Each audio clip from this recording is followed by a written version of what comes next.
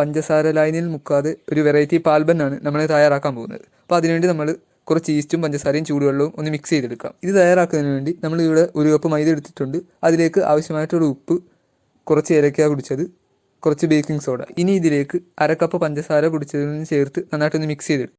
അതിനുശേഷം കുറച്ച് പാലും നെയ്യും കൂടെ ചേർത്ത് നന്നായിട്ടൊന്ന് കുഴച്ചെടുക്കാം. ഈ മാവ് നന്നായി കുഴച്ചെടുത്തതിന് ശേഷം നല്ലൊരു തുണിയിൽ പൊതിഞ്ഞ് ഒരു 2 മണിക്കൂർ റെസ്റ്റ് ചെയ്യാൻ വെക്കാം.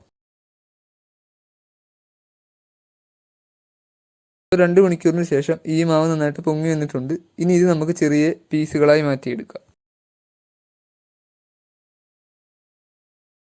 ഇപ്പോൾ ഈ പാൽബൺ നമ്മൾ തയ്യാറാക്കുന്നത് ആവിയിൽ പുഴുങ്ങിയാണ്.